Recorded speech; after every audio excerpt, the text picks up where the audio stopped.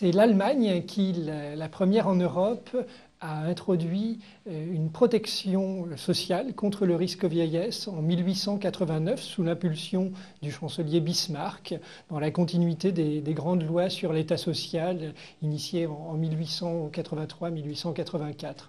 En France, il faut attendre le plan français de sécurité sociale de 1945 pour que soit créée la Caisse nationale d'assurance vieillesse des travailleurs salariés.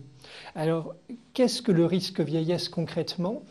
À l'origine, il s'agit du risque, passé un certain âge, de ne pas pouvoir subvenir à ses besoins.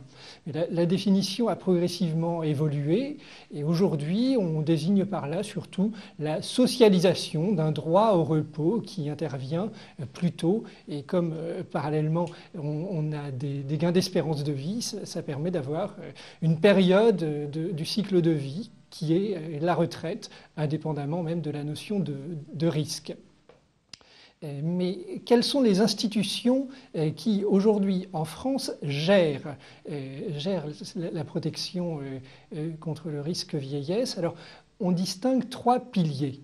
Il y a, d'une part, les régimes de base obligatoires, d'autre part, les régimes complémentaires, et enfin, un troisième volet d'épargne individuelle ou collective qui vient compléter les deux autres. Alors, la CNAV, la Caisse nationale d'assurance vieillesse dont je parlais tout à l'heure, est le régime de base obligatoire qui couvre la plupart des salariés.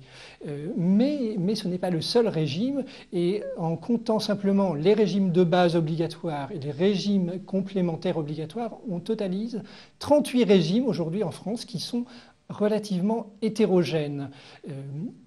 D'une part, ce qui concerne quand même l'essentiel des salariés, la CNAV et les régimes complémentaires obligatoires ARCO et AGIRC, mais parallèlement le régime des fonctionnaires qui fait office à la fois de régime de base et de régime complémentaire, et une myriade de régimes parfois très restreints, celui de l'Opéra de Paris par exemple, compte fort peu d'adhérents, ou les mines, et puis ceux qu'on appelle les régimes spéciaux qui correspondent souvent aux grandes entreprises, la SNCF, la RATP.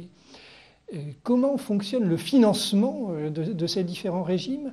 Alors, très en amont de tout ça, on peut concevoir deux modes de financement des institutions chargées de la protection contre le risque vieillesse. Un financement par répartition, un financement par capitalisation. La répartition fonctionne en instantané. Les cotisations acquittées aujourd'hui par les actifs permettent de financer aujourd'hui les pensions des retraités. La capitalisation repose sur un horizon plus long où chacun, au cours de sa vie active, épargne des montants dont le fruit ensuite sert à financer sa retraite.